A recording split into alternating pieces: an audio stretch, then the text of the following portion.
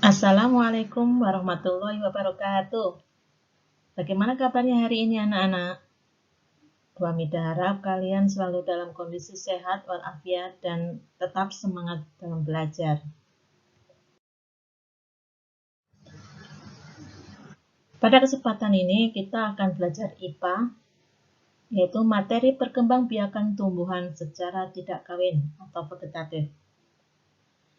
Pada pembelajaran sebelumnya, kalian telah belajar tentang perkembangbiakan tumbuhan secara generatif atau penyerbukan. Adakah tumbuhan yang berkembang biak tanpa melalui penyerbukan? Ada beberapa tumbuhan yang berkembang biak tanpa melalui proses penyerbukan atau perkawinan, yang disebut dengan perkembangbiakan vegetatif.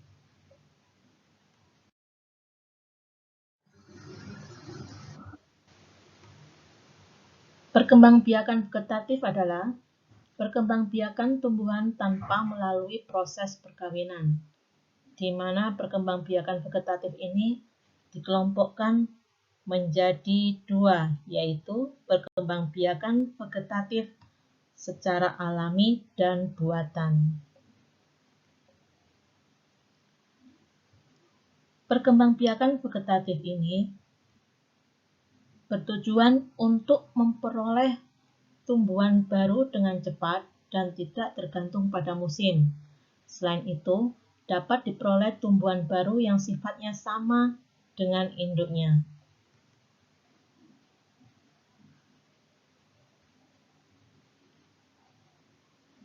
Kali ini kita akan belajar tentang perkembangbiakan vegetatif buatan. Untuk perkembangbiakan secara alami, kalian sudah mempelajarinya dalam pembelajaran kemarin. Untuk perkembangbiakan vegetatif buatan adalah perkembangbiakan yang terjadi karena adanya bantuan manusia. Perkembangbiakan vegetatif buatan dapat dilakukan melalui cara stek, cangkok, sambung atau enten, tempel atau ovulasi, runduk, dan kultur jaringan. Baik, kita jelaskan satu persatu ya. Yang pertama yaitu stek. Stek adalah perkembangbiakan dengan cara menanam potongan atau bagian dari tumbuhan. Bagian tumbuhan yang dapat ditanam dapat berupa batang, tangkai, atau daun. Namun, tidak semua tumbuhan dapat disetek. Beberapa contoh tumbuhan yang dapat disetek antara lain singkong, mawar, dan tumbuhan lidah mertua. Dan tentu ada beberapa tanaman lainnya yang bisa disetek. Nah, ini adalah contoh singkong yang dapat disetek bagian batangnya. Kita bisa memotong batang stek dan kita tanam. Dan nanti pasti akan muncul tunasnya ketika kita tanam. Kemudian mawar.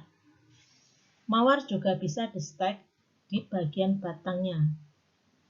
Kita tanam batang yang sudah dipotong dan akan tumbuh tunasnya. Kemudian lidah mertua. Yang disetek yaitu bagian daunnya. Kita potong bagian daunnya beberapa bagian, kemudian kita tanam. Dan pasti ini akan tumbuh menjadi tanaman baru. Yang kedua yaitu dengan cara cangkok. Yaitu perkembangbiakan yang bertujuan mendapatkan individu baru yang memiliki sifat sama persis dengan induknya. Selain itu, mencangkok dilakukan agar tumbuhan cepat berbuah. Jenis tumbuhan yang dapat dicangkok adalah tumbuhan berkayu. Contohnya adalah mangga, jambu, jeruk, dan lain-lain. Adapun langkah-langkah dalam proses mencangkok sebagai berikut. Yang pertama, kupas kulit dan kambiumnya, seperti ini contohnya. Setelah itu, Tutup bagian yang sudah dikupas tadi dengan tanah. Tentu tanahnya yang subur agar dia cepat tumbuh akar. Yang ketiga, bungkus dengan plastik atau sabut kelapa, kemudian diikat dengan erat. Yang keempat, langkah terakhir, jaga kelembapannya dengan cara disiram, seperti kita menyiram tanaman. Setelah beberapa minggu, kita akan tahu di dalam bungkusan plastik atau sabut kelapa ini akan muncul akar. Yang ketiga yaitu sambung atau enten. Menyambung atau mengenten adalah menggabungkan batang bawah dengan batang atas dua tanaman yang sejenis. Menyambung bertujuan untuk menggabungkan sifat-sifat tanaman yang baik atau unggul sesuai yang kita inginkan. Tumbuhan yang dapat disambung antara lain kopi, mangga, durian, dan lain-lain. Berikut ini adalah proses bagaimana menyambung tanaman. Yang pertama, potonglah bagian batang dari tumbuhan ke satu. Kita potong tanamannya. Yang kedua, potonglah bagian batang dari tumbuhan yang kedua. Yang ketiga, sambungkan batang satu dan tumbuhan kedua. Jadi ini sama-sama tanaman yang sejenis yang jenisnya lebih unggul, lebih baik, sehingga nanti akan tumbuh menjadi tumbuhan yang dengan kualitas yang baik yang kita inginkan. Yang keempat, ikatlah kedua batang tersebut. Jadi kita ikat. Yang keempat adalah tempel atau okulasi. Menempel atau okulasi adalah menempelkan mata tunas suatu tumbuhan ke batang tumbuhan lain. Menempel bertujuan untuk menggabungkan sifat-sifat unggul dari dua jenis tumbuhan sebagai tumbuhan baru, sehingga nantinya didapatkan varietas atau jenis tumbuhan yang lebih baik. Cara melakukan penempelan, iris kulit batang yang akan ditempel. Kemudian, iris kulit batang yang memiliki tunas sebesar irisan kulit batang yang akan ditempeli. Yang berikutnya, irisan yang memiliki tunas ditempel pada batang yang akan ditempel. Yang keempat, potonglah bagian atas batang jika tunas telah muncul. Yang kelima yaitu merunduk. Merunduk adalah memperbanyak tumbuhan dengan cara merundukkan batang ke dalam tanah. Pada batang yang ditimbun tersebut, diharapkan akan tumbuh akar.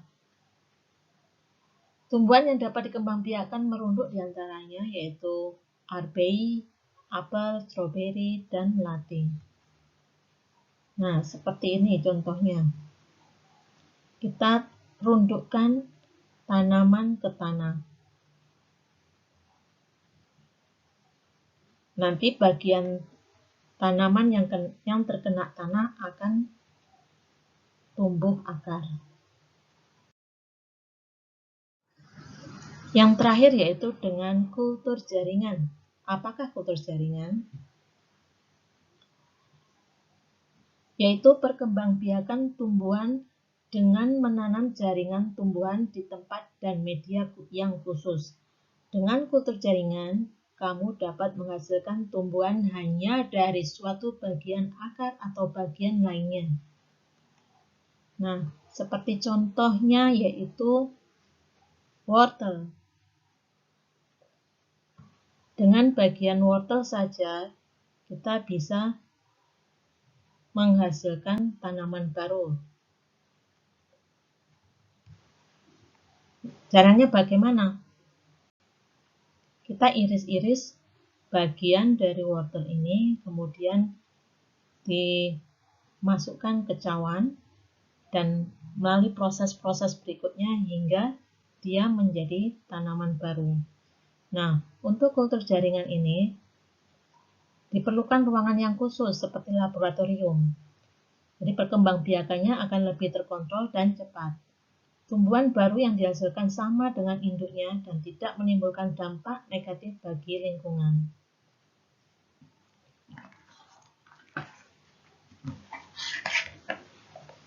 Nah, anak-anak, demikian materi tentang perkembangbiakan vegetatif buatan.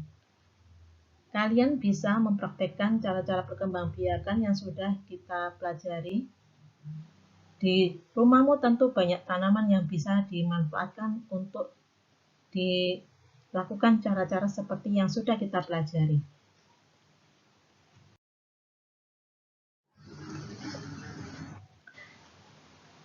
Mungkin sampai di sini pelajaran kita hari ini. Meskipun kita belajar secara jauh atau secara online, Bu Hamidah harap kalian tetap semangat belajarnya. Setelah kalian simak nanti, kita bisa pelajari lagi agar kalian lebih memahami materinya. Demikian yang bisa Bu Hamidah sampaikan. Wassalamualaikum warahmatullahi wabarakatuh.